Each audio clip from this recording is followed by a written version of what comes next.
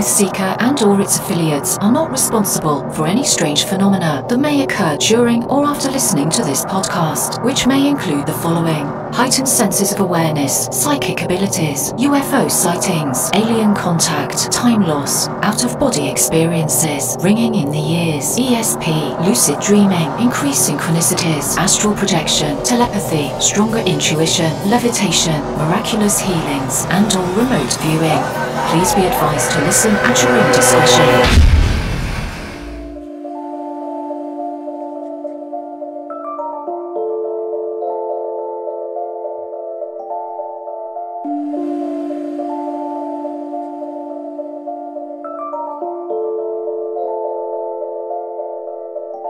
Won't you come and take me away? I just wanna be with you.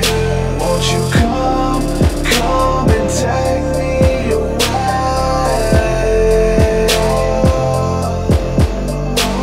To a place to walk on troubled seas, faith to stand when I don't believe. I just wanna be with you. Won't you come and take me away. I just wanna be with you. Won't you come? You are now locked into the TruthSeekah podcast. Gargoyles, psychics, everything's ungodly.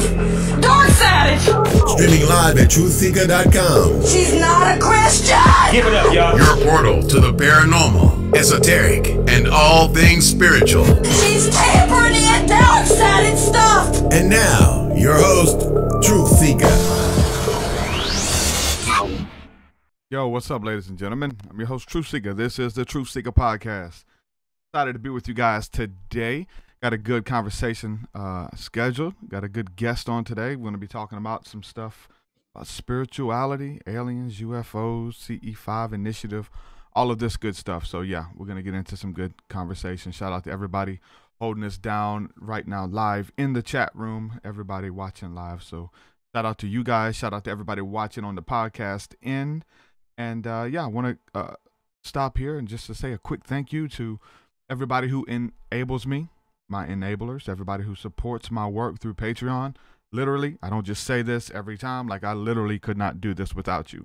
You know, I've gotten chastised in the past about like thanking the patrons every time. Like, you shouldn't thank them every time, and you're singling out the people who can't support you because you give shouts out to your patrons. Shout out to everybody, man. Shout out to everybody who shares my work, everybody who supports me, prays for me, lifts me up, sends me kind words, all that good stuff, man. Encourages me. Shout out to everybody, but a big shout out to the patrons, because I couldn't do this without you guys.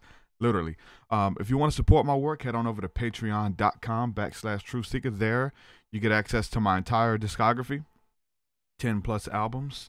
You get new music before it's released. As I'm working on the music, I release it and put it straight up to Patreon. You get access to exclusive interviews, podcasts, and Thursday night, which is tonight, School of the Mystics. We do every Thursday. This is the community side to the podcast. And so all of the people who feel like they're just singled out by themselves, nobody believes what they believe, nobody's been through what they've been through. Trust me, the stuff we're talking about, like, we need a community. We need a hub of people who we can talk to. Simply, I built it because when I was going through an awakening experience and experiencing things I had nobody to talk to in the church realm, I would call in the podcast. I would try to be a part of something that others were doing just to kind of get a frame of reference about what I was experiencing, man. So this community aspect goes a long way. By supporting my work, you get access to the School of the Mystics, and it's only for $1 a month. Whatever you can do, anything helps. So head on over patreon.com/TruthSeekah, and thank you guys. You enable me to bring you content like this. So without further ado, I'm going to bring in my guest. This is Tyler Wesson, hip-hop artist, experiencer, researcher. Talk about supporting the music and sharing the music out there. You said you found my work and who I am, my podcast, all of this stuff through someone sharing one of my music videos on Facebook, and you found it, looked it up, and then sent me a message, and here we are. You do something similar. You do esoteric, spiritual hip hop, I guess. I don't know how you would frame it. It's kind of a new genre in itself, so there's really no frame of reference for it. So talk a little bit about what you do, man, and what you bring to the table, brother, and thanks for coming on.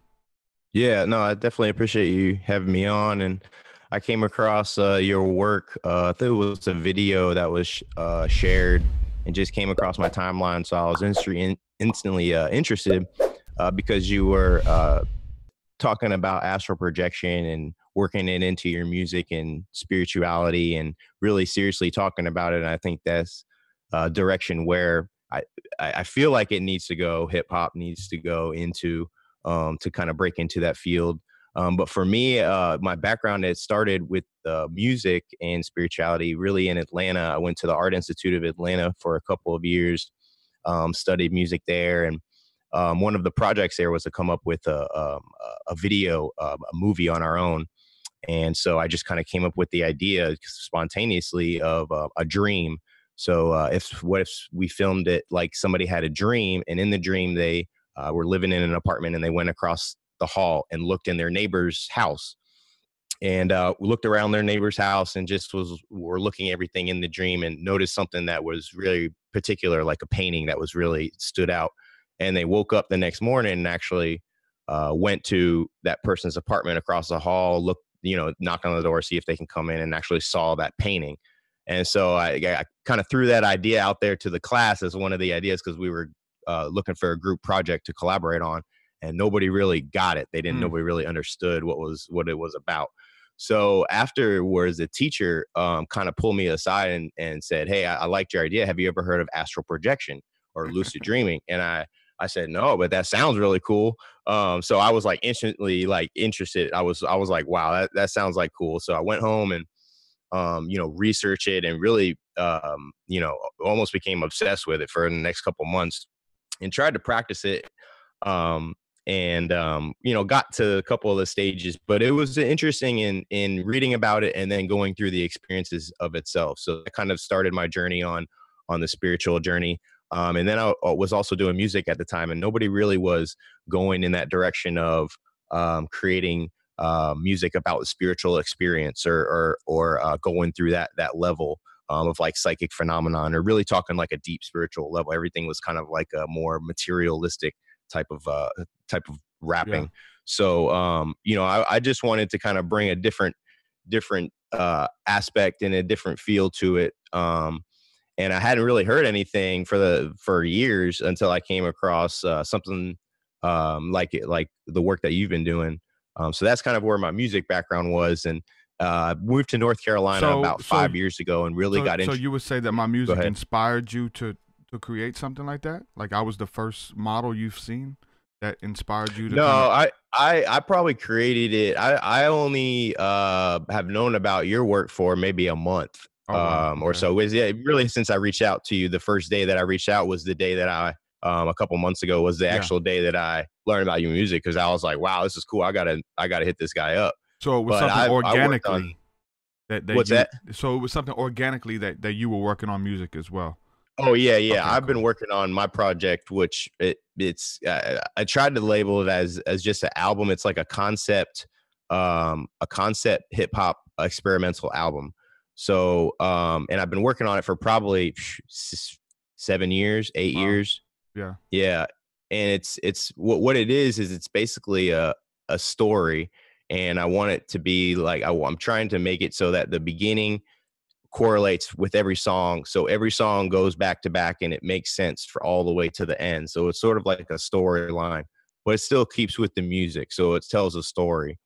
And that story is that I had a dream in which I come back through time in the dream and tell myself. So I kind of come back I meet myself in the dream, and I come back through time and tell myself that I have to create this album, The Astral, to change the world, to save the world, basically. And so I wake up and I'm left with this dream, and then I have to create this album to lift, consciousness. You know what I'm saying? So in a way, I'm trying to make it, make the thought and the idea real by making this album. But it's just taking me a lot of time because people it's tough to like explain a lot of it. People don't really understand a lot of the concepts like quantum stuff and astral projection, time travel. If me and you can have a conversation like that, but if somebody even in hip hop listens to it, they just don't understand where I'm trying to go with it. So it's gotta like, you have to teach people about a little bit about psychic phenomenon, parapsychology. And that's where I'm trying to bridge right now is bridging that, the coolness factor of everything with this science factor that's kind of plain and dull and nothing's really going on. Well, it kind of works hand in hand, man. And that's what I'm seeing with my podcast for sure. Like it was just hip hop. Like I was known just for the hip hop and the esoteric stuff that I brought to the table. And, instead of like trying to introduce it to people like, hey, check out my work. Like now it's just something that people find organically. Like if they're having an awakening, they may look up spiritual music, or they may look up something that has my title in the song, Awakening 333, like all of this kind of stuff. They're looking it up and they're finding it organically. So, and then on the other aspect now of introducing the podcast and being consistent with that, of having a following just for the music, now there's all these people who listen to the podcast because it covers the same subject matter. They don't even know that I do music. So therefore, most of them are instantly fans of the music. Like, oh, you do music? And then I feel like I do it pretty good too. So when they hear it, it's good quality stuff. So it works vice versa. The people who like the music, they want to get a deeper understanding of the music, a deeper understanding of me, of spirituality. So they get into the podcast and they kind of complement each other, which is really cool. One question I wanted to ask you, just so we don't get too far past it. Are you familiar with the work of Courtney Brown with remote viewing? Okay. He's one of like the top remote viewing guys who's doing these studies and they're filming and putting everything out on the internet. And they've kind of got like this online university. And I only say that because, I mean, I understand remote viewing. I haven't been head over heels for it. But he reached out to me through Jimmy Church and stuff. But he reached out wanting to do some music and me doing songs about like dedicated to that. And if you already have some stuff similar, I'd say you should reach out to him. I never did anything with him, but he's got a huge following, big YouTube channel, and he wanted to do something with hip hop and that and remote viewing. And so cool. I'll definitely reach out because I remember that name. Just recently in the like last 3 months, I've been heavy into remote viewing too with projects and stuff. So that's cool. Definitely. Yeah, check him out. So as far as you said you before I cut you off a while ago, you were talking about you moved to North Carolina, and was there something that changed well, just and how I got involved really in like parapsychology. So I've been involved or interested in astral projection, and everybody is interested in spiritual development, but for me, I think I was interested more in a deeper level on like making discoveries and like and scientific discoveries and stuff like that, and promoting that. And I just was confused as to why all these phenomenon and experiences were happening with people, and it wasn't seen as mainstream, as accepted as in mainstream. So it confused me. So I wanted to find the missing link there of why it wasn't accepted yet. And so, one of the first places that I researched and found out about was the Rhine Research Center, which is in Durham, North Carolina, and was one of the oldest center for parapsychology and library in the United States. And, basically this guy, J.B. Rhine, started the whole field of parapsychology, which is like studying psychic phenomenon. Yeah. And so his research center split away from Duke University and kind of went independently, nonprofit. And so I kind of went there and started just going there and reading books, and just, they've got like basically the new age spirituality section on Barnes and Noble, like times it by 40, by 50. And that's, that's basically where, you'd want to hang out all the time and read books. So, I would just go there all the time. And so I was the youngest person going there by probably like 25, 30 years old. And everybody was just kind of like, who's this young kid coming here? And I would come into the discussions and really try and learn about, the the terms, PK, ESP, Yeah. PSI, PSI. little OBEs, like Yeah. near death experiences. And so I was actually learning like the science about it and really learning like the statistics and the scientific method of how to actually test for this stuff. So like learning about all that, it really, I wanted to break into the field. And at that time, what I was doing was like hip hop and making videos and social media, and they weren't even doing anything close to that in the field of parapsychology. They were still on publishing journals and doing these conferences and, doing all that. So, when I first came in, I had a million ideas and wanted to break through, and they were just kind of overwhelmed. And I just kind of took a step back and said, I've kind of got to work my way in on their level, submitting projects, for grants and trying to go to these conferences, different things like that. So going in on more of like a scientist, researcher level. So that's kind of where I'm at this point is on that. I mean, that's the best place to be. I think that's the best place to approach it, is where science and spirituality meet. Like that's the really cool thing. I've approached it from a similar standpoint, but I guess I'm more, just because of my background, approaching it from where religion and spirituality meet, at this point, and how all of these spiritual practices, the psychic abilities, the remote viewing, the astral travel, by location, like all of the stuff being reported in the Bible and the Vedas and some of these other. When we talk about ghosts, we're talking about aliens, all of this stuff, man. Like the ancients have experienced this. It's nothing new. We're talking about New Age or whatever. People in the religious community use that as like a bad word. Oh, you're just New Age. It's something new and made up, and something that's in the movies. But really, this is something really old. So to have these different studies, man, of where they're studying remote viewing. Courtney Brown, shout out to him, man, what he's doing, and they're like going in, drawing pictures, what they see. I mean, I think, as far as like the success rate for what he's doing, I'm not really sure, but they are doing the work. Like they're literally like training and going in and seeing what it's about. I mean, I think that probably for you, definitely for me, most people in spirituality, when you first get into it, you want to know for yourself.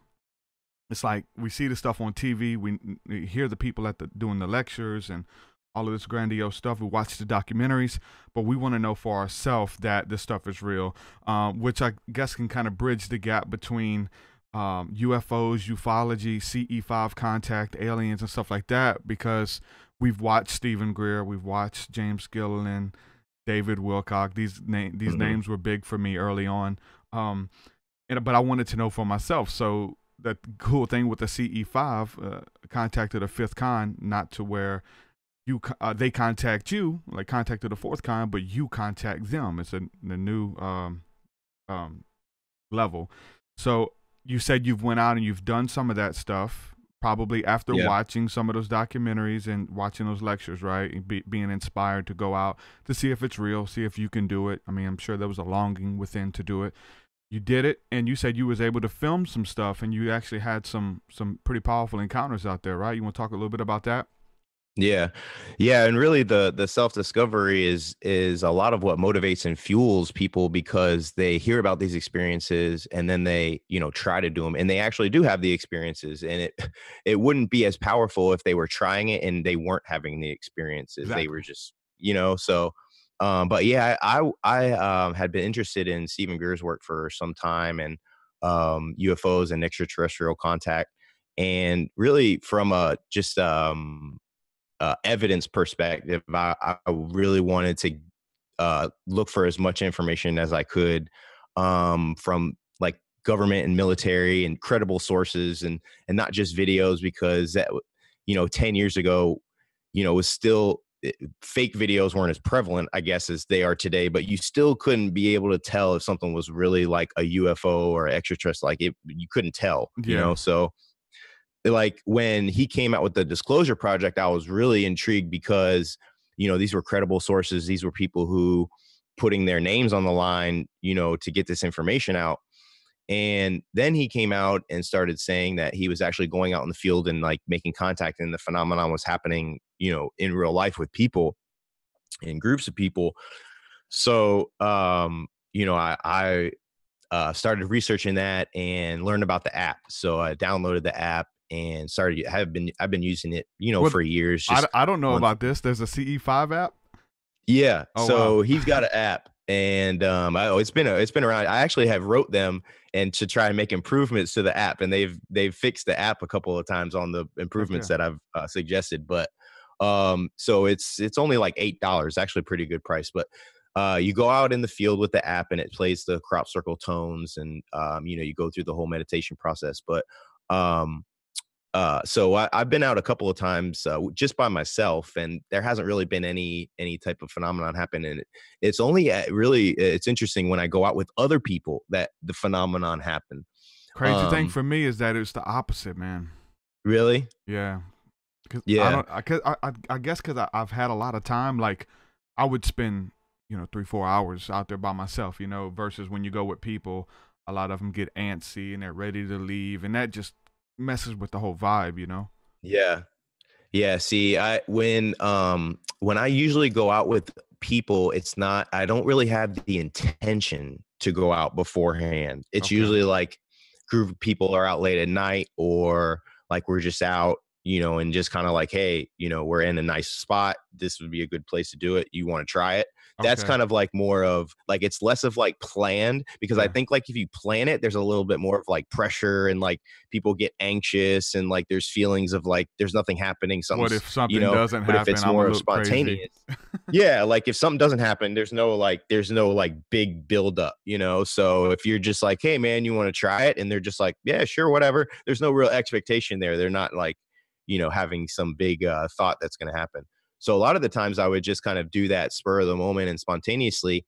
And as soon as I would it's funny, like as soon as I would turn it on, and these like, it would be like within like 20 seconds, something would happen. Either like shooting stars would go, or lights would start blinking. But there was one instance where I went out with my brother for the first time in Massachusetts, and it was a really clear night. And my brother is really interested in UFOs, and I'd been telling him about the app, so he'd never tried it. So we went out one night, and we were just kind of out this secluded area right near this beach. And I said, hey man, you want to try it? And couldn't have been about a minute and a half in where he asked me, you know, what exactly are we looking for? And literally as soon as he said that thought, a light popped up in the sky, and we both looked at the light and said, wow, man, that's cool. So what I did was I grabbed my phone, and he started filming on his phone. And what I did was grab my phone, and I started with the flashlight. So I got a flashlight, and I flashed it twice, and it flashed back twice at me. The light did in the sky. And that kind of like just took it to a whole nother level. And so I tried it again. So that as this light's also moving from kind of like side to side in the sky, solid light, but it's definitely brighter than anything was out there.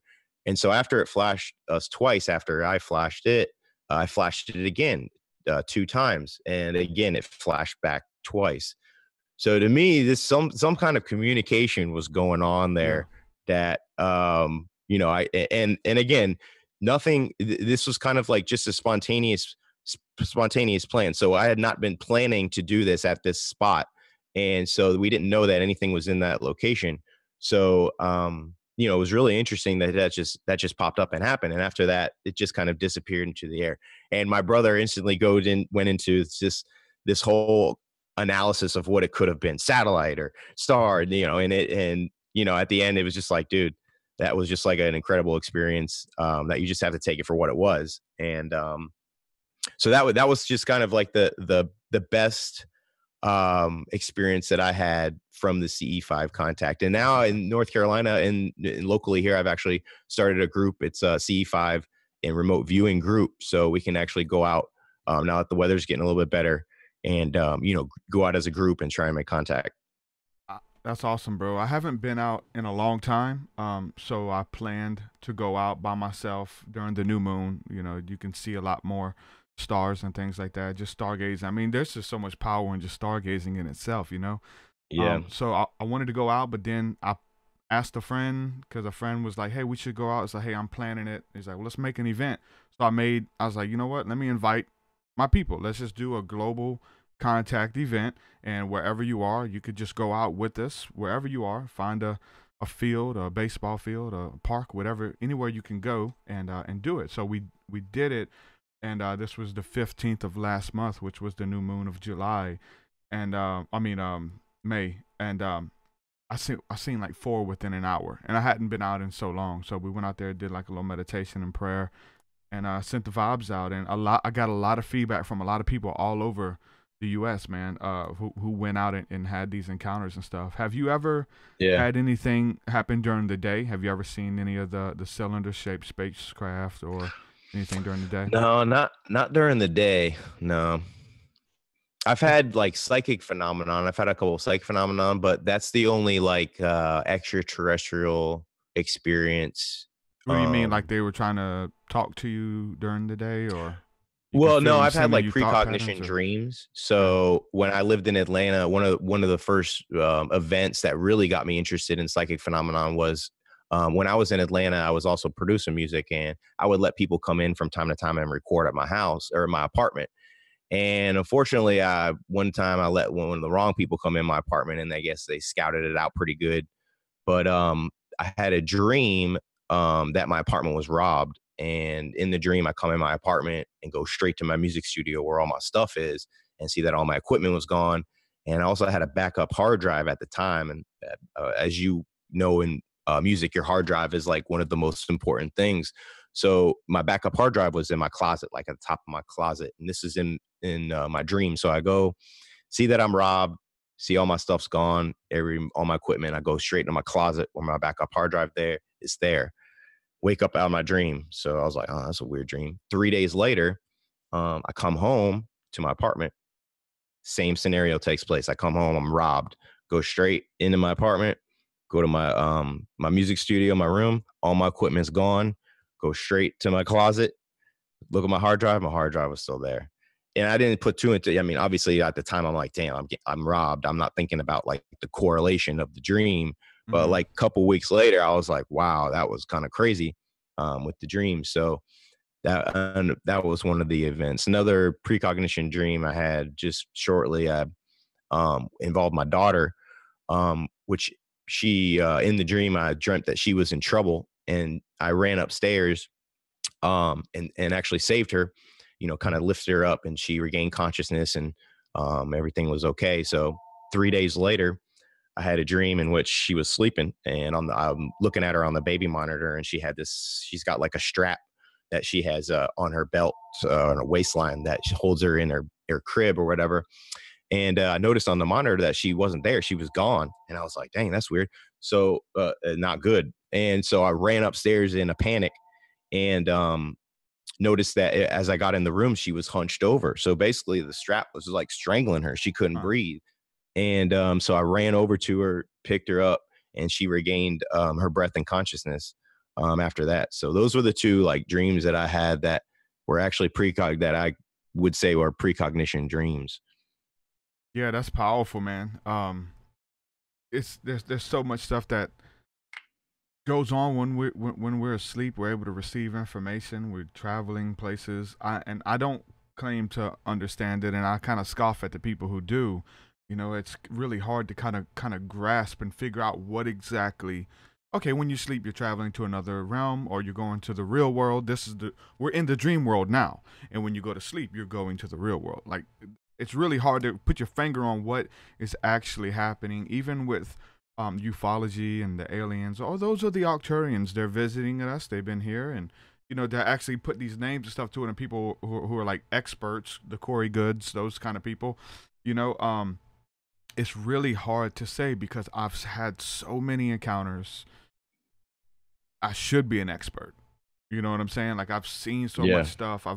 There is weird stuff. There's telepathic communication. There's contact in the dreams. There's so much stuff, but I still cannot put my finger on what exactly is going on. And so I still like to reference the holy books, the angelic realm, and see where the Bible's talking about angels and how the angels visited people, and that they were there without them even knowing, and they sent telepathic communication to the prophets, and people would fast and pray and abstain from meat for weeks on end, and then angels would approach them and things like that. So it's very similar to the CE5 initiative. Jesus going on top of a mountain to pray and to meditate, and then clouds are communicating with him. Voices are coming out of the clouds. I mean, what the hell? We're staring at the clouds and we're receiving telepathic communication. Sounds very much like the same thing, you know. I see some was that R2D2 behind you? Oh yeah. Yeah, I have a little obsession with R2D2. Look, I got my R2D2 shirt, dude. It's bad. There's so much like even the allegory within Star Wars. It weaves in through religion, for one, every religion, not just Christianity, but Buddhism. I mean, whatever. It's so funny. Like, there's books, and like each one of those religions will try to say that, oh, Star Wars isn't an analogy for our religion, and they'll write books on it.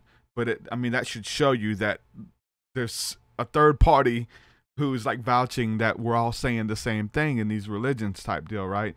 Yeah. But even so you got religion, and you got just spirituality and ufology of them. I mean, the spacecraft, all of this kind of Star Wars, like literally Star Wars. And Edgar Cayce talks about the Battle of Armageddon being fought in outer space.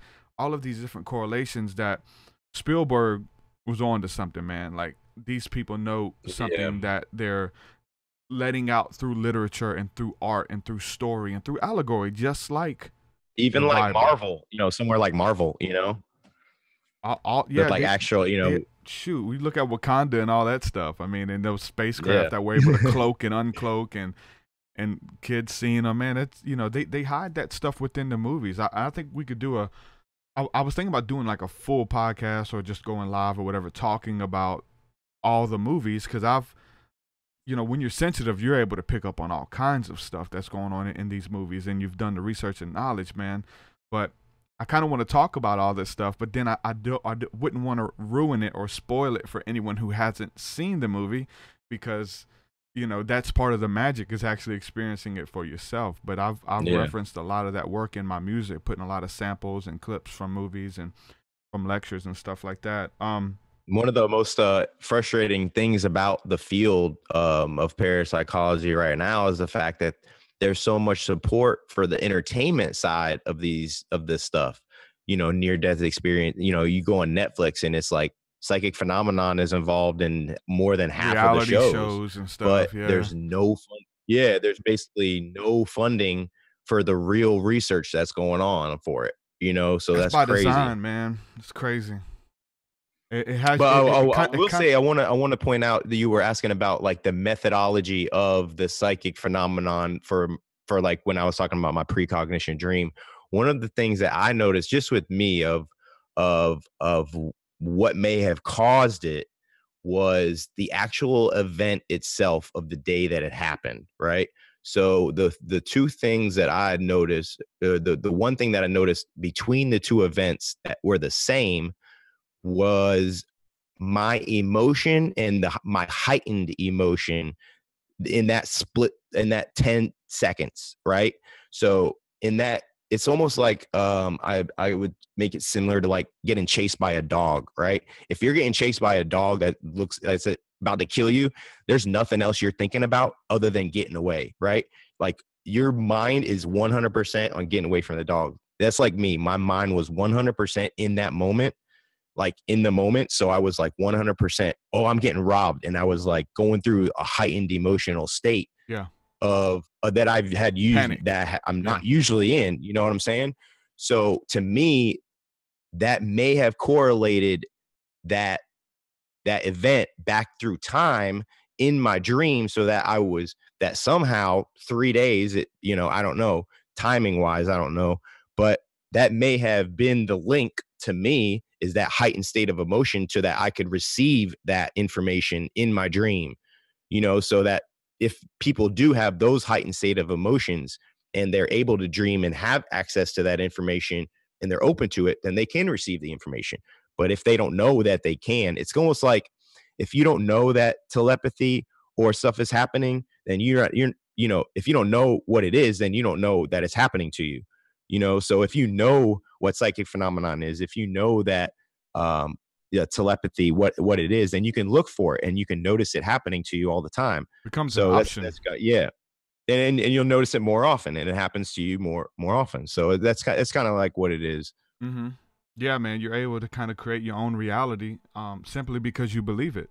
And there's there's people who will never believe it. There's people who, religion's always a good thing to go back to when like using an analogy, but there's people in religion, man, who believe crazy out there stuff, but to them they're right. Like in their mind, this is the right way, whether it be polygamy or belief about people going to hell, and everybody they see on the street is going to hell, but them and their family and their church, like that's their truth.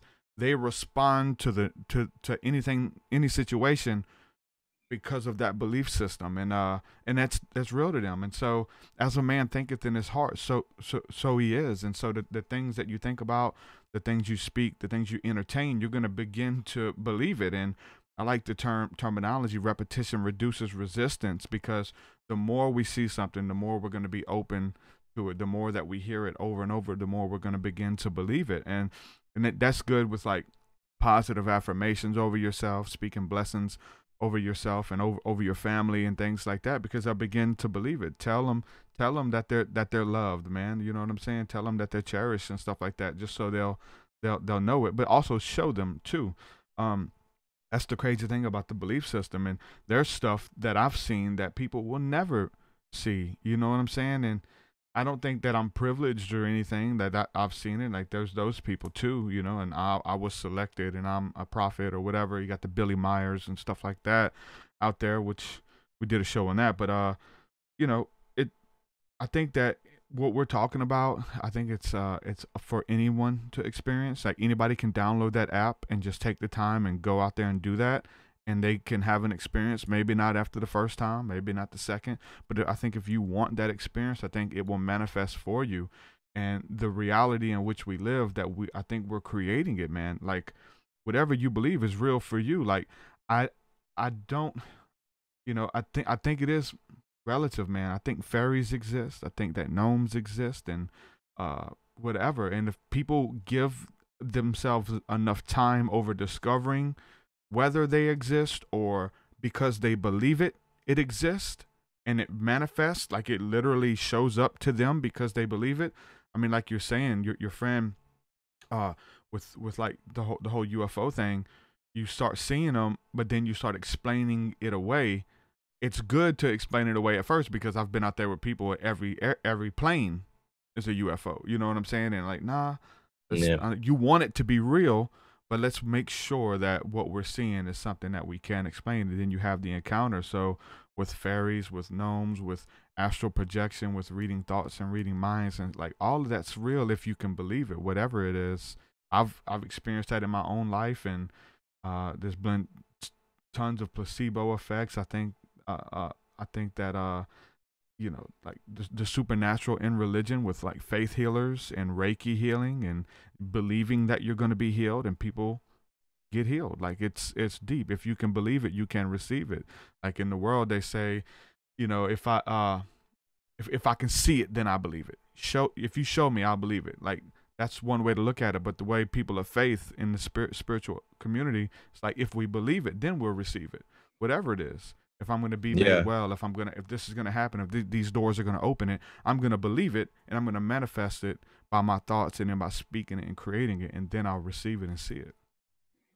Yeah. I see a lot of people online too that, they'll give their take on how they feel their how they feel, what their reason is for them being, in existence or whatever.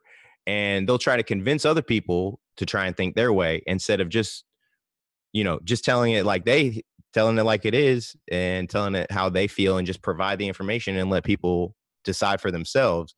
There's a lot of just trying to convince people, and to get people to think how they think, instead of just providing the information. That's why I really respect people who are just like, here's the information, take it for what it is, do with it what you must. I'm not trying to convince anybody. I have a problem with know-it-alls these days. I try to approach it without an agenda, and I'm sensitive to it because I've come from religion where you had an agenda to win every conversation, to convince people that you were right and they were wrong on anything that your beliefs differed in, whatever it was. find out where they're wrong, and then you work on trying to win them over to your realm of thinking. Like, it was really weird, and now that I look back at it, it's dirty. I don't like it at all. So I'm sensitive to that now. So the know-it-alls, whether they're in religion or whether they're in ufology, I question it. You know, that's their truth. That's what's real for them. And but you know, you have a lot of charlatans. You know what I'm saying? And you question a lot of people, but it's good. Like, everything that we're bringing to the table, I think that, you know, it's for people. You can test this stuff. You've been doing it. You're a believer for a reason. Like, you've had encounters. You didn't just watch a couple documentaries and then run around telling people. Like, you've actually done the research. You've spent the hours out there under the stars and investigating and reading and referencing and things like that. So there's a reason that people believe what they believe, and if it's something that can better people, if it can help them and things like that, that's what it's about for me. We talk about UFOs, we talk about ufology. You know, there's I talk about that I approach it without an agenda, but I think that would be somewhat of a lie. I'm open, but there is some agenda, because there's cringe and triggers. You know what I'm saying? When someone would talk about something that goes against what I believe, it's still there. Like, I can notice it. Like, if we're talking about the abduction phenomena, like, a lot of people hate what we're talking about now because they're really sold on the abduction stuff that, in my truth and my experience, was happening a long time ago, or those stories came out a long time ago. I haven't met anyone. There's a few out there, but I don't hear that word anymore. I don't hear people saying, "Hey, I was abducted last night, man. These aliens showed up, took me, did all these experiments," and for me to believe them with that too. There's that whole aspect, the storytelling aspect. But people are calling themselves experiencers, contactees. Like, when they do crossover, when they do, like, we're not being abducted now, we're contacting them. Hey, help us. Are you real? We need some help down here. Like, that's kind of what's going on now. What would you say as far as, like, the abduction scenarios? Is it something that's phased out? Did it ever happen? Is that something you have to be careful of with doing a CE5? Because you go out there, you signaling craft, you're meditating, and then you get abducted. They take you, they do experiments on you, never bring you home. Like, those are the fears I had watching all the movies and stuff when I was a kid. But that's not my truth, though. You know, what's your experience with that? Yeah. Well, for all my research that I've done with, like, extraterrestrial contact, really, abduction doesn't really play into it at all on what I consider authentic extraterrestrial contact. So what I would consider an authentic extraterrestrial contact would be a peaceful initiation between an extraterrestrial race and yourself, and then a contact would be made most likely through like spiritual means, telepathy, or a dream. And so you're not actually, for my research, there's very rarely you actually physically touch another extraterrestrial. You know what I'm saying? So maybe your spirit or your astral body interacts with them, but like your physical body it very rarely, have I researched, is actually like being worked on. You know what I'm saying? Like, there's actual like prods and devices going inside of you. Like, I very rarely have read about authentic extraterrestrial experiences like that. And what makes me believe it even more is that people who I consider to have authentic extraterrestrial experiences talk about conversations that they have with extraterrestrials, and that other extraterrestrials say, no, that stuff doesn't happen from other extraterrestrials. Yeah. Humans are doing that to themselves. I believe it. So that makes me believe that I'm more inclined to believe that than whatever's on TV saying that's happening to, you know what I'm saying? Yeah. Like, for me, and this is just strictly across the board, is I pay attention a lot more to people who are actually experiencing the events than to somebody who's telling me about the events themselves. Yeah, definitely. You know, so like I instantly want to go to the source of where it's happening, and I want to find out about the information from there. I don't want to find out about somebody who's read a report on it and then wants to tell me about what actually happened. Fire in the sky. You know what I'm saying? Yeah. So I mean, somebody's So mentioning in the comment section Travis Walton, Fire in the Sky, which was probably the movie that done the worst damage on me about being afraid of aliens as a kid or trying to stargaze or whatever, because I seen that movie. But then we see what Travis Walton's doing now. He sold them his story, and then they totally took it and changed it and reworded it and made it into a horror movie. When he's like, no, I think the reason they picked me up on that craft or whatever was because I got too close to the plasma ship and the energy hit me when it took off, and it hurt me. They picked me up to do work on my body. So Travis Walton's out there now, 25 years later, doing the UFO circuit, like bringing a different scenario that it's like, no, I wasn't abducted. Hollywood took it, paid me money, and now I'm trying to undo what they did. Another person, Allie, is a good friend of mine. She's talking about the Fourth Kind movie is pretty profound. I'll talk about that. When that movie came out, when I was having encounters, and I seen the previews and stuff, and so I made sure that I didn't watch that movie because I knew what it was about. Here's the thing too, we're talking about what's going on with the abduction scenario. There's two things I just want to interject, and we can go deep into either one.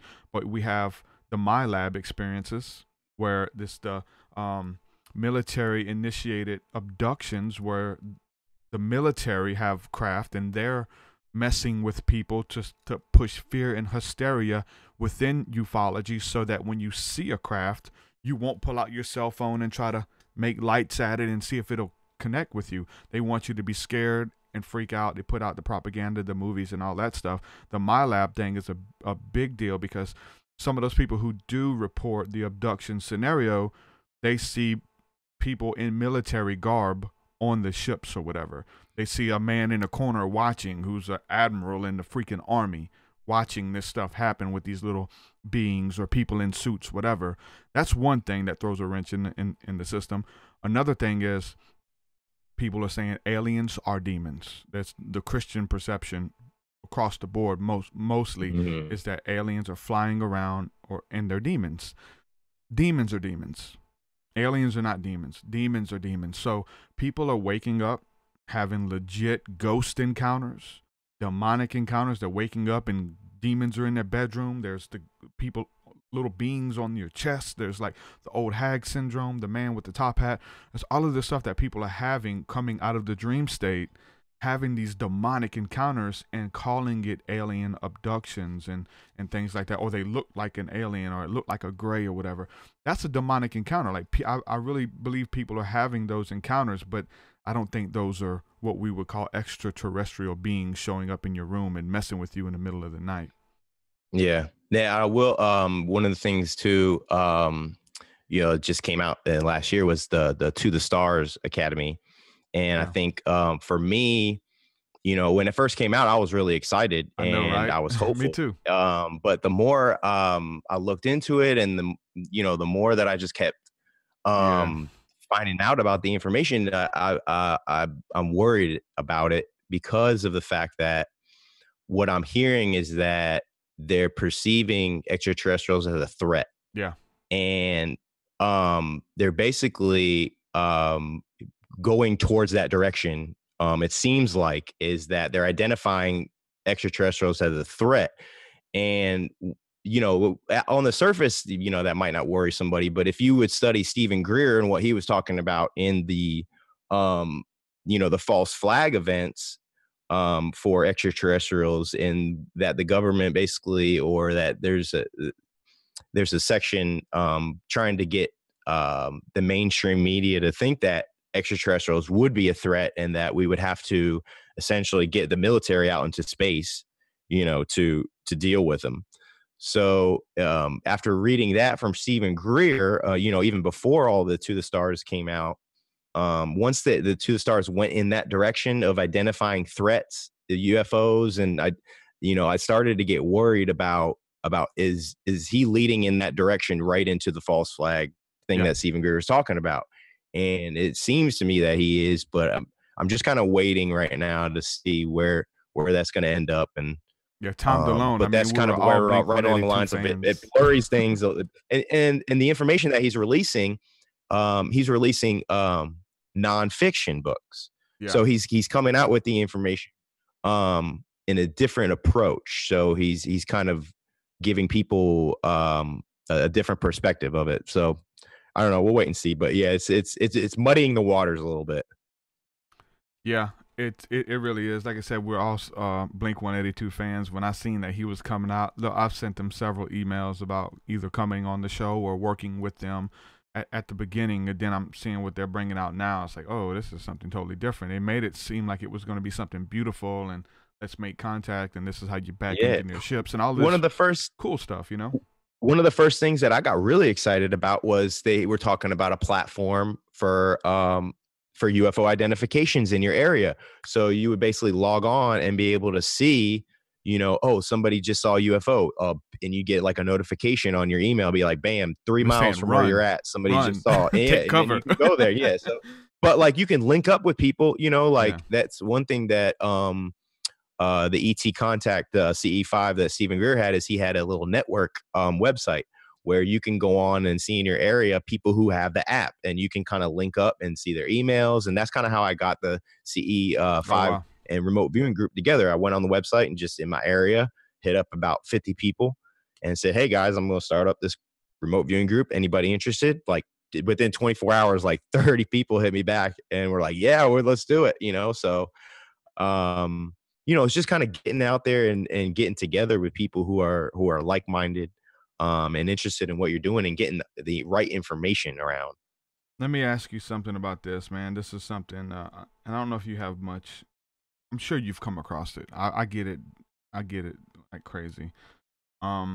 Mental illness with some of the stuff that we're talking about. Like some of the stuff we're talking about is far out there. We're talking about voices speaking to you telepathically.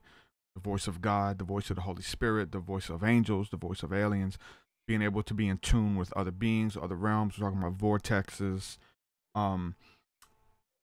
religion. Well, I'm going to preface this because like this spirituality is a breeding ground, I think, for a lot of people like that to thrive who have mental illness, but religion is as well, because all of these things, we're all saying the same thing. All of these religions, you're talking about Islam, Christianity, spirituality, all of it creates this place where a lot of people make it up as they go, or they're really having some weird stuff going in their head, or they're imagining it or whatever. We're talking about imagining it, like there's power in it, and just entertaining thoughts or whatever. I get like an overwhelming amount of messages, and it's very discouraging. I know I'm like a symbol of hope for these people, somebody who understands them, because we're talking about far out stuff. It gets overwhelming, man. Like I get, it hasn't stopped. Like it's getting worse. Like, you know, people, they're like, yeah, I talk to aliens too, bro. You know, and just, but most of these people don't make sense. They can hardly formulate sentences. They talk about weird. You don't know if they're telling the truth. You hope that they are. You hope that they're not just making it up or whatever. It's very hard, man. Have you, and I get a lot of it, like a lot. It's getting very weird at this point. And I contemplated just getting off of social media. You know what I'm saying? Because the majority of my inboxes are from people who are mentally ill. And spirituality is a breeding ground and a place that's okay for it. Hey, I'm fine here. Yeah, I was a king in Egypt, you know, and like, were you really? You know, a lot of this crazy stuff, and they believe it. So we were talking about earlier, in their mind, they really were. So they're going to walk around looking at life and like were a king from Egypt and all kind of crazy. That's just tip of the iceberg. My mother reincarnated, contacting me through Facebook Messenger, all kind of weird stuff. People thinking that they're my wife, like that they're supposed to be my wife. The Illuminati told them that they were to marry me, and I got married to the wrong woman. Like a lot of weird stuff, and I'm not okay with it, man. I don't want to promote it either. Like I know my stuff is a breeding ground for that. They feel comfortable talking to me. I want to give some type of help and healing, whether it's through relationship with God. I believe that's something that's powerful for somebody to receive healing. But to get the proper help that they need, have you ran into anybody who kind of makes it up as they go, or you kind of feel like they may be off their rocker a little bit? It's gonna come. If you continue to grow, it's definitely gonna come. Have you experienced anything like that yet? Well, they've got a couple of groups at the research center. That's like a psychic experience group where people can come and, talk about their experiences and really open up about it. And there's definitely been some interesting stories. And, I just try and stay really like grounded in what I know and the information that I have. And for me, it always just comes back to, do you have evidence or can I experience it myself? Like Yeah. those are the two things that if you're telling me about all this stuff, it really doesn't help me at all unless you have evidence It's like a or helmet I can situation. experience it myself. Like, I mean, you can tell me all you want, but I can't really believe it, or I can't really even come to think about Or give it happening, a comment on it. unless Unless one of those two things are going to happen. So yeah, and you mentioned religion, and my wife's very Christian, and so we have a lot of conversations, and I go to church just to get that perspective of that too, and it's something that we deal with and that we converse about all the time because she's interested in what I'm doing. And there's things about Christianity that I'm interested in, specifically Jesus and just the life of Jesus I'm interested in.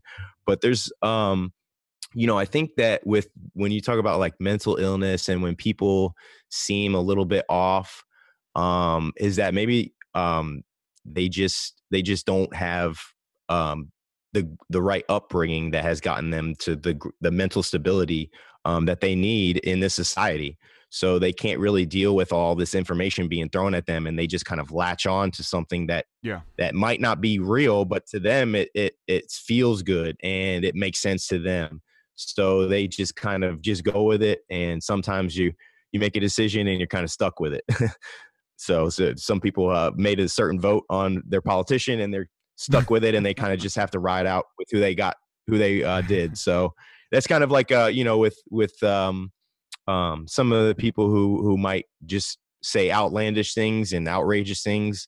You just kind of have to take it for what it is, and until they can actually bring to the table any kind of evidence or something that they can prove. I think so too.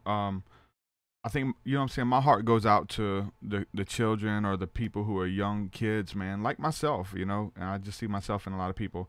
Not as far as mental illness, I definitely had an overactive imagination, but who are receiving energies, who are impressionable, who are seeing things like little kids, man, and if they're vocal about it, like they have a drug for that. They have Ritalin, they have, whether we're talking about starseeds or whatever, there's a lot of stuff going on with the kids who are being born here, and they have pills and stuff that silence the voices or silence the alien contact or connected with God or seeing angels or whatever, or the supernatural abilities, you know what I'm saying, or the weird thoughts that they're getting. So my heart goes out to a lot of those people because they're putting them on medications and stuff of something in ancient culture they would prepare them for life, or they would say, okay, this person has ancestors contacting them, this child, let's train them up in a way that they can understand it, not be overwhelmed, and be okay, versus putting them on Ritalin or some type of mind-altering drug that'll just turn them into a zombie. So my heart goes out to the children that are doing that, and I think I'm dealing with a lot of those kids now who are adults, you know what I'm saying, who have been on, most of them tell me, hey, I'm on medication, or I'm not taking my prescribed medication. What would you say? And it's like, I'm not here to give doctor advice or medical advice or whatever, but they look at you as someone that they can talk to, but it's not just spirituality. It would be okay just to say that, in the spiritual realm, you were creating a bed for these people and a safe environment for them to thrive or whatever. But trust me, they're in religion too, man. These are the type of people who will strap a bomb to themselves and run into a building. You know what I'm saying? Because they believe that they're like mentally ill to do that. Those same type of breeding ground can go on anywhere, man. But so that's why I try, like, at the end of the day, talk about stuff, whether it is a CE5 contact. There's things like in that helps me be a better person. My belief in the supernatural, my belief in the Bible of angelic realm, that there's an angelic assistance, that there's a God out there who cares about me. Like, all of this stuff that we're talking about, spirituality, proves the Bible. The Bible is full of spiritual stories and spiritual abilities that Jesus, the disciples, and those who follow that teaching will walk in. And what we're talking about, remote viewing by location, that's all in there. Healing, faith, angelic contact, being led by a voice in the wilderness, and seeing starships. All of this stuff is in there. So it doesn't disprove the Bible for me. For me, it reiterates and say, you know what, like, okay, there's something to this. Not just this, but I think also the other books that have similar stories in them, right, are saying similar things. So at the end of the day, it does come down to, like, what are we doing? Are we just entertaining people? Are we lying to people? Are we tickling people's ears? Or do we have some substance to what we're talking about? Like, how can this better somebody? How can it help them? And I approach it from a place that how it's helped me. And just simply be open and honest with that story, which is your story. That's your truth, how it's helped you. And then therefore, I think we create a place where people can thrive and not feel marginalized, not feel like they're crazy in many aspects or whatever, but how to give some people a hope for this life and how to get through, man, and how to cope. And I'm going through that with my kids now. I've got a 5-year-old son and a 3-year-old daughter, so I'm raising them, waking up and asking about what they're dreaming about, and talking about psychic phenomenon and explaining to them what astral projection is, so they can understand, trying to get them. That's what I'd love to do. I'm actually trying to document right now. I'm trying to teach my daughter how to go through astral projection. So, I would have, just something really cool that I thought of to do is you take two of her dolls. So she's got this like life-size Elsa doll, whatever. So you lay down the Elsa doll on the bed, and then you have a mini Elsa doll. So you make like the Elsa doll, the big one's going to sleep. You close her eyes, and then you start kind of like the vibrational stage. And then the little Elsa doll pops out of the little one, and you have her fly around the room, and like she's her astral body's flying around. And you make sure that my daughter knows that the big Elsa's still sleeping. While the little Elsa's are spirit flying around, and fly over to her brother's room and see what her brother's doing. And then we'll fly back to her body, go right back in her body, and the big Elsa wakes up and goes on with her day. And so if you can go through exercises with kids and have them understand like spirituality, and like if you have a deeper conversation, like ask them about death, what do they think happens when you die? Like, what do they really think? And then talk with them about it, at an early age. Don't wait until like 16 to talk about it, or don't wait to them to come home and ask about it from their friends because their friends saw a TV show that, you know what I'm saying? Like, parents need to be more. Exactly. So that's what I'm learning right now is that you have to be on the forefront with your kids and really have to teach them, or they're going to turn into something that you don't want them to. They're going to be a product of the society, or a product of the environment, which in a lot of cases right now, I don't agree with a lot of stuff going on out there, man, on TV and stuff. But if you're not on the offense, you're going to be on the defense years later. Yep. Man, I remember when I was a kid, I was just thinking about this probably yesterday. It's funny you mentioned death or whatever, but I was just thinking about it like yesterday, the first time that we had a babysitter who was watching us, and it was just a friend of the family, an older guy. He was watching me and my sister. We had to be like 5, 4, 5, 6. We was really young, and we was watching I Love Lucy, and we was watching it, and it was in black and white on TV, and that's not about where's she at, or is there gonna be new shows or something. He said, no, she's dead. What? How'd she die? Oh, she had a heart attack or something. It's like, oh, that sucks. It's like, told us about death, and yeah, everybody has to die one day. It was like, what? Like this concept of you're just this little innocent kid. Yeah. Everybody dies one day. What? You're gonna die? We're not gonna exist anymore? What happens when you die? I don't know. Nobody knows. You just don't exist. It's just black. It's like we were like panicking, like hyperventilating. Just when a little child finally tries to, think about death for the first time. I'm a little playful kid enjoying life, and then come to the notion that it's going to come to an end one day. It was scary. We panicked. Yeah. Crying, screaming almost. Like, it was insane. But, so therefore it's good to have this discussion because we can talk to other people besides the babysitter about what Well, I happens think when we like, die, you know? and in like religion, religion, like with my kids, what I say is they'll tell you, but they won't explain it. Like they'll tell you when you die, you go to heaven. But Yeah. like if I ask my kid, what happens when you die? He'll say you go to heaven. But well, and then I'll say, what does that mean? Yeah. He doesn't know what that means. So I think that if things were explained a little bit better, instead of just giving them something to say, like an automated response, like they don't understand exactly what happens what that looks at like. death at this point. So you kind of have to explain it like at an easier, simpler way so that they can. We're going to return back to energy. That's just something that. Yeah. Yeah, I know, because we think that we're going to look like this. We're going to look like our physical selves, and we're going to be with our family and friends up in heaven and look the same way and stuff. But from research and from people who have had near-death experiences, encounters, and the scriptures even say that we're going to be as the angels are, which they're fire, man. They can take on the appearance of men as at will, but their energy, man, their light. That's what we're like, light within these earth suits, man, that we have. We're essentially like as above, so below. You would see like an astronaut would go into outer space, and he had to put on a special suit so he can move around. And so for us to exist down here on the earth, it's almost the same way. We're these light beings. We have to put on a suit so that we can exist here and move around as well. Maybe because of the density of the air or the atmosphere, that we can't exist or be seen here, so we have to slow down time and all kind of stuff. And so here we are having these encounters, and I believe that we're connected in heavenly places. I think that that we are going to go back to energy, that we're all, but it's a conscious energy. I think we're going to be consciously aware of each other and of our life and of our experiences, and that we are going to exist out there as well.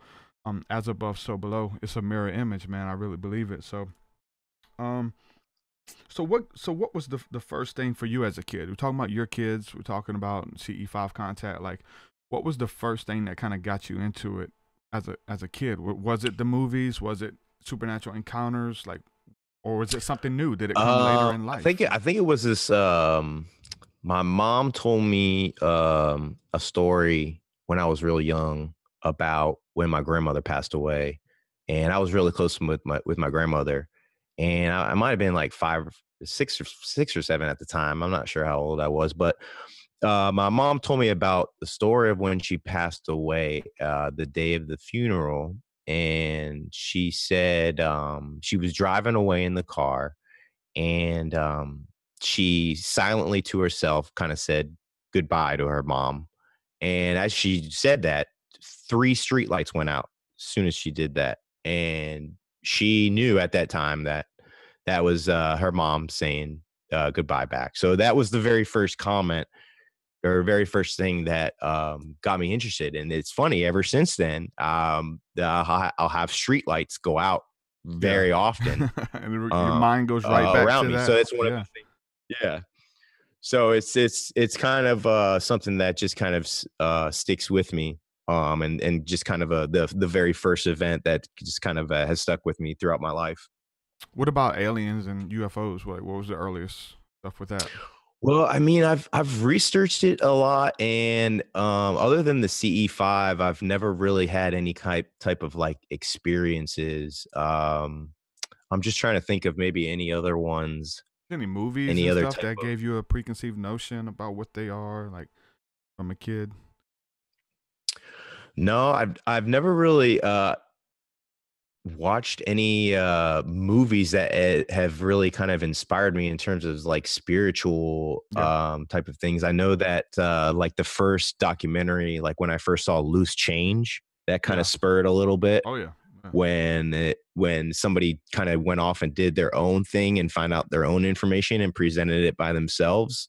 I definitely respected that, and I would like to do something like that. And I think like one of the main things that I think is missing in like psychic phenomenon and why it hasn't been accepted in the mainstream is just like the marketing aspect of it. Like nobody has really come in, and I think there's a big opportunity for somebody or just people in general to just come in and to and to take advantage and financially too, to come in and to just grab a hold of the whole field and promote it. And because there's really no marketing in the actual science of it. So I'm talking more of like the scientific part of it, because it really won't be accepted until science accepts it. And right now we're kind of in this like quantum type of stage where, you know, all this spiritual stuff is being explained by quantum mechanics. And so all these spiritual terms are in essence going to be replaced by these scientific terms, is what looks like it's going to be happening. And it's going to be hard to explain it to people with these scientific terms and all this scientific stuff, but the bridge has to be made somewhere. And so that's kind of where then you as well, you're bridging it from the spirituality to the science so that everybody can watch it and understand what's going on and take that next level into consciousness. Yeah, I think everything helps, man. I think that every little bit that we're doing, to whether it's reducing the fear, Travis Walton undoing the work that he originally did and having a change of heart and really understanding what happened, every little bit helps. And so the movies that are coming out, I mean, there's people love spiritual movies, the psychological thrillers, the supernatural thrillers at that, scary movies, which there are not too many good ones out anymore, but when we were kids, there were tons. So there is a market for it, and there is that was a big thing for me though, the movies and stuff that got me into, witchcraft and the occult early on. I was the movie The Craft, you know what I'm saying? Like watching that movie religiously. Somebody mentioned watching E.T. in the comments here. Watching E.T., the earliest memories of an alien or a monster or whatever, and then the whole thing with the movie The Craft with the witchcraft or E.T. is that these are monsters that might, or abilities or realms that might actually exist. Like there might be aliens out there. You may be visited one day by an alien. If you do the right rituals and get into it, you may be able to experience what those women experience in the movie The Craft. Like these type of things that open me up. So we see the power of entertainment, the power of music. I mean, we just look at a generation lost out there, power of music and the dumbing down of a society, and the glorification of drug culture now, with music. You're talking about coming out of Atlanta and working with some of these big names, Jeezy and stuff like that. And I'm sure you've heard the analogy. You had where we come from, all the rappers were bragging about being drug dealers. And now the rappers are bragging about being drug users.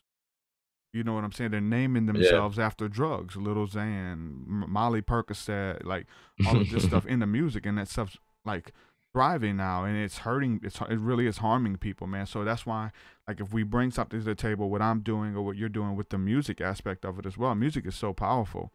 And if we can find the right avenue and do it good, do it with excellence, and rival the production quality, but then again, you're talking about the marketing of it. Like, there's not a huge budget on it. And thank God that it's something organically, and that people who are undergoing awakening across the globe, they're organically finding what we're talking about, and the right people are here. It's different for me from like religion, because I had to proselytize and knock on your door. Hey, have you heard about the good news of Christ or whatever? Now I just do a video about the good news of Christ, and people who are supposed to find it, like they're going to find it, or the good news of a CE5 contact, or a psychedelic journey. And people who are looking for the stuff organically with the internet now, they're going to find it. And so the community, you kind of find your tribe and you find your people, and you put that vibe out there, and be open about your story. Like if we wasn't talking about this, these people in the chat wouldn't be here.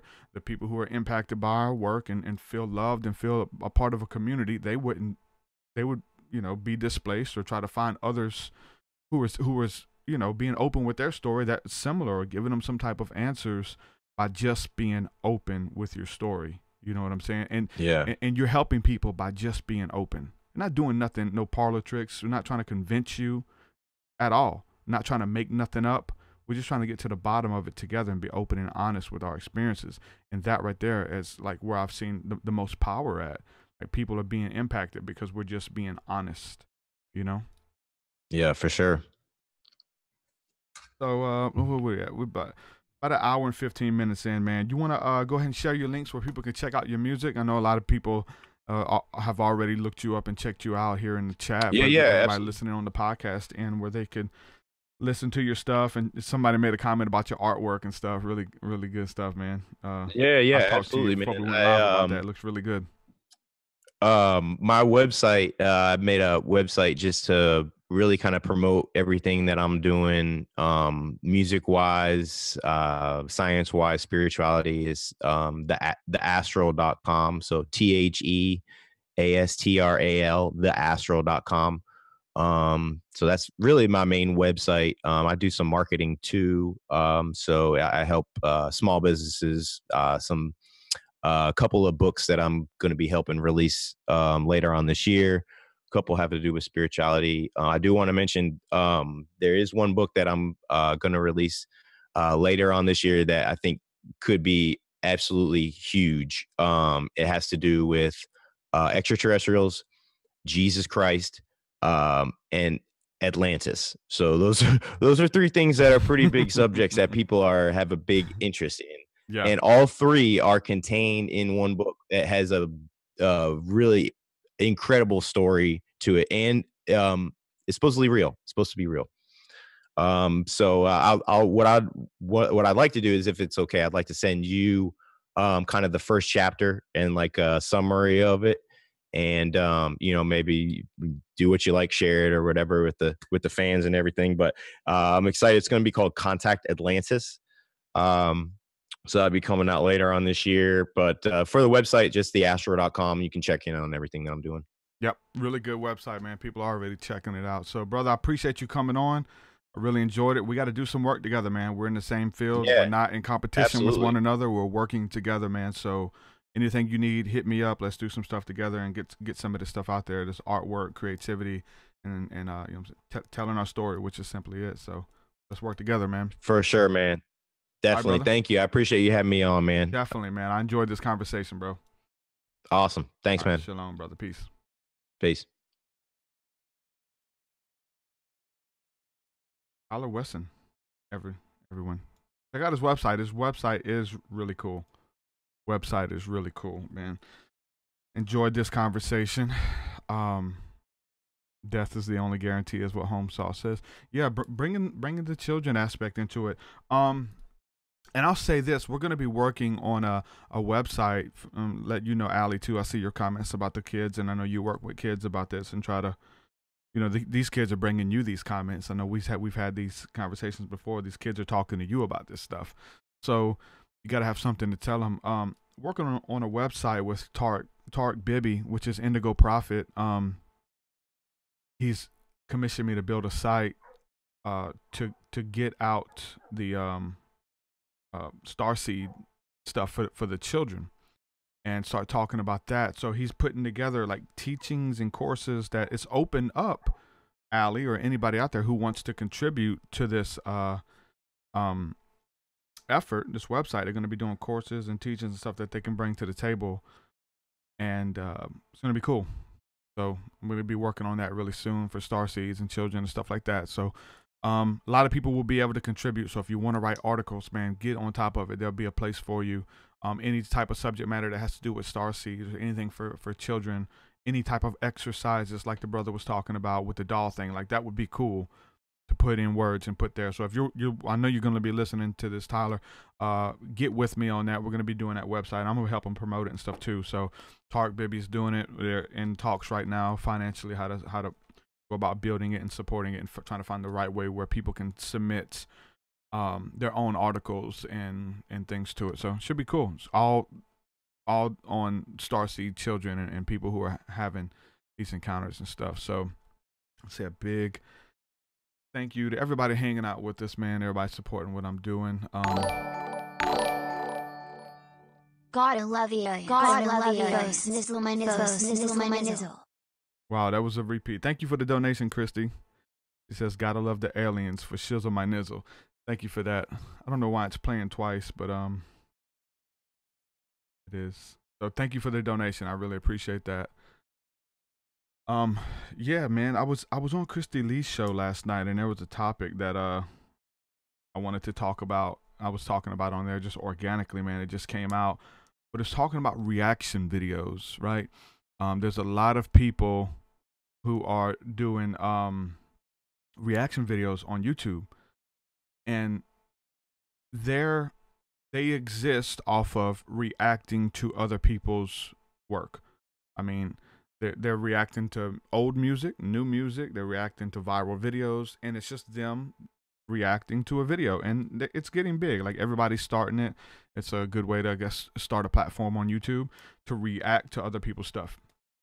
And so they got a video of them watching a video and doing their response, and it's just really epic thumbnails of like, everybody just looking crazy or whatever, to make you want to click it. So there's reaction videos that are really big right now. And so it came to my attention that a lot of people out there in the church realm, like in ministry, they have reaction ministries, that you don't bring anything original to the table. You and your ministry and what you're doing exist off of reacting to what someone else does. You're not creating anything. Reaction videos would be fun. I would like to do them, but I would rather create something, bring something to the table, birth something that didn't exist until I put my hands on it, right?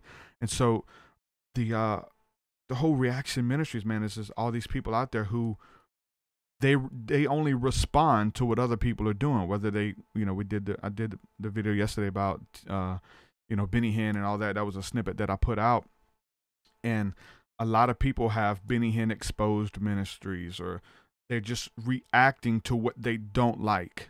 And I'm coming from a place of like where I used to do that as well. Like, I was known for what I don't like, and I would be very vocal about false doctrine and how to expose these lies of doctrine, and how to stay away from Benny Hinn and Creflo Dollar and TD Jakes and this kind of stuff. And so I was kind of known for being that guy who exposed you by doing the work of God.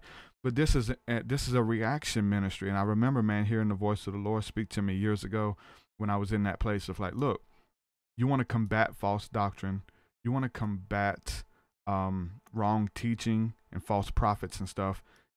The best way to do it, essentially the only way to do it, is to teach it the right way. If these people are teaching tithing wrong, if these people are teaching giving wrong and things like that, or doctrine about anything that you don't agree with, you believe is false, it's not to be known for calling their names out and pointing them out, but simply teach it the right way, because you're going to be known for what you're against rather than what you're for. And you have a whole ministry where that's what you'll be doing. And we see a lot of that going on in Christendom, where people have reaction ministries. You don't create anything. You don't create music. You react to music. You don't create music videos. You react to music videos. And they're doing it. You don't create ministry. You don't create teaching.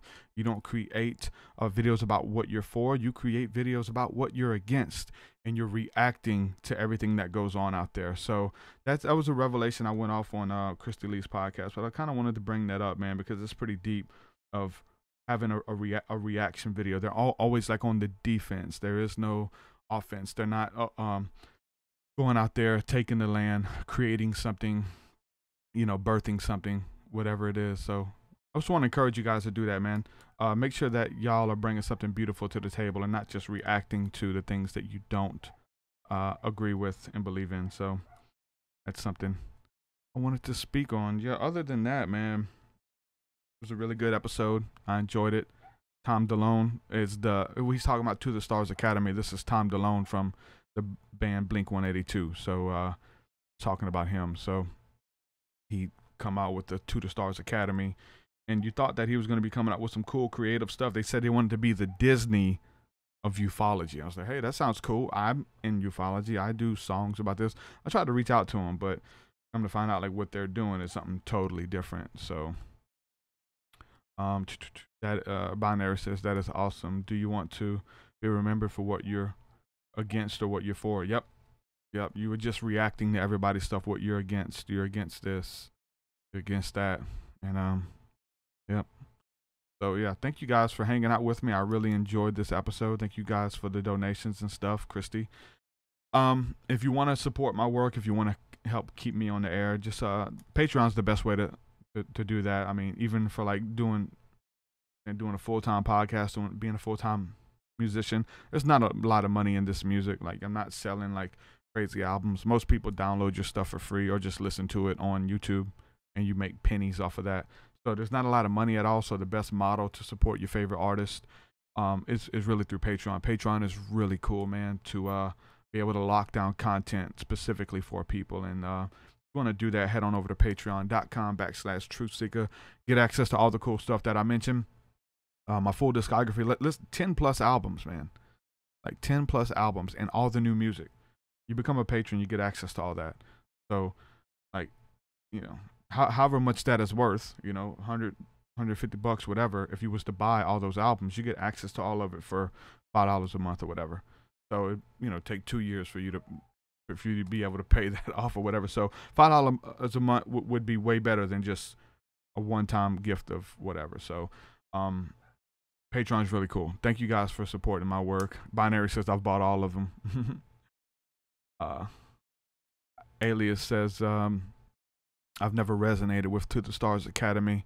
Why would you trust X3 three-letter agency cohorts? Yeah, I don't either, man. Like, I guess I got excited right when it came out because Tom DeLonge was in it, you know, and I know the power of art. I know the power of music. He had his Angels and Airwaves band and stuff that I think they talked a little bit about, that kind of stuff. But there's a lot of music out there now that talks about what we're talking about here. There's a lot of songs, and we didn't talk about it, but there's a lot of bands who may have just touch on some of this stuff, but that's all they do. They just touch. It's not like it's not like every song is about this, or they tackle the subject matter. They may do one song or even put a few lyrics here and there and sprinkle it through the music. I don't know why. Maybe they think they're doing good, but if we look at somebody like B.O.B. and stuff, he's very much into the conspiracy conversation, but it'd be really cool to hear these guys do a lot of stuff about it. I mean, a lot. B.O.B. does some of it, like Joey Badass, he does some stuff, and Tech Nine, like all of these people have just done a little bit about conspiracies or spirituality, or they just sprinkle stuff in there. But I love it when I'm able to hear somebody who would produce albums on top of albums about this kind of stuff and really go into depth about detail about spirituality and spiritual practice. Where we have Conspirituality, the group, hats off, love those guys. Conspirituality, you got the Lost Children of Avalon, myself, you have Tyler. I mean, you know, and it's about doing it well, you know, people who are bringing this stuff to the table and using the impact and power of media and of entertainment and using it for a good reason. That's something too we can address too, because I put that video out about, you know, Benny Hinn and Joel Osteen, Creflo Dollar, are they false prophets? And someone said, I think that anybody who makes a profit off of the word of God is a false prophet. Profit is what they said. And they're doing it for false prophets. I've been on like every spectrum of this, of studying and of belief and stuff, and I'm one who is supported by people who believe in what I do. So when you break it down, it's like this: like there's people who believe that there's people out there who are doing bad stuff, right? There's drug dealers, there's sex traffickers, there's people promoting porn, people who kill, steal, rob for money, and they get paid. They get commissioned to do this stuff. They make a living doing wickedness, doing evil stuff. They make a good living doing wickedness. So why not the people who are trying to promote righteousness? Why can't they get paid? Why can't they make money off of whether it's selling a book or a CD? There's people. I had a brother yesterday post something about how many books did the Apostle Paul sell? You know, Paul, he was building tents, like, because nobody would support him. But he does talk about you should be supported off of spreading the gospel. Like, people should support you. They should open up their home. They should bless you. They should take care of you if you believe in it. When it comes down to the message of tithing, that's a big thing with the scriptures and with churches where they are supported through tithe. And so tithe in itself and supporting someone is not a bad thing. Like, it's really a good model to 10% of your earnings to give to something that you believe in. Where your treasure is, there your heart will be also. Or where your heart is, there your treasure lies. So whatever you believe in, you're going to spend your money on. Don't tell me you care about kids in Africa who are going hungry. My heart just hurts for them. No, if your heart hurts for the kids dying in Africa who are hungry, you're going to get with a program or get with missionaries who are actually over there putting feet on the ground, feeding people. If your heart really hurts for them, like where you spend your money, where you put your hard-earned money shows what you believe in. All of us, we can't lie about it. Oh, I care for the homeless. My heart hurts for the homeless. I wish they can eat. It doesn't cost a lot of money to feed the homeless.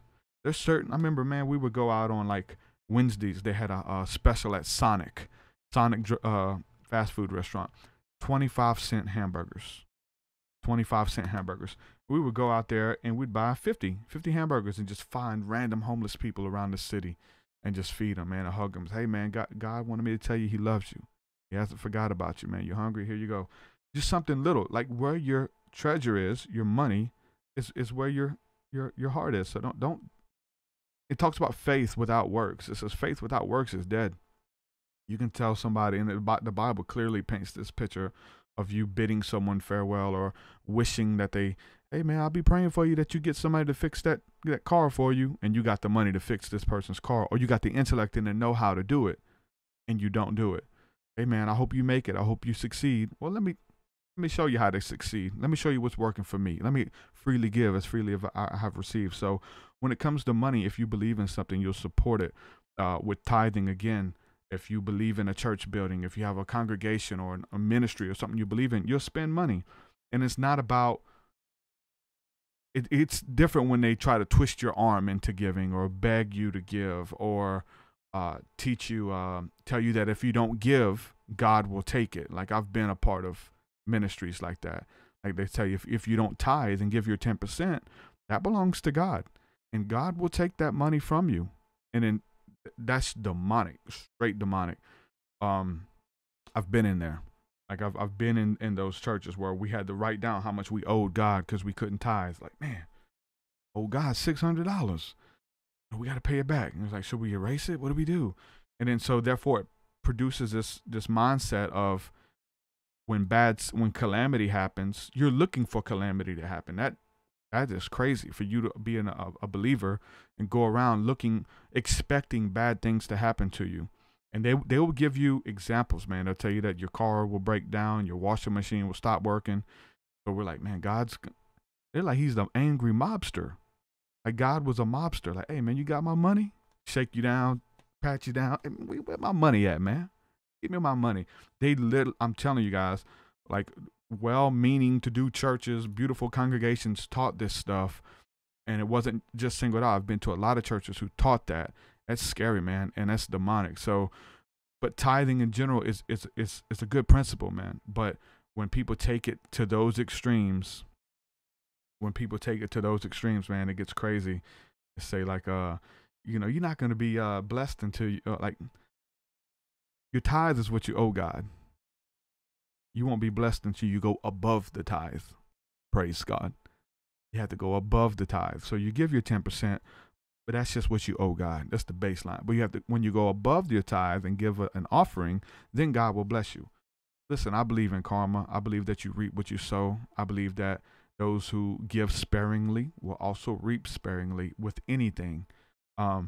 That's a universal law. Seed time and harvest. If you sow into something, that you believe in, that you're gonna get it back. When somebody's going through calamity and you sow friendship, you sow kind words to those people. When you're going through a hard time, I believe it'll be there for you.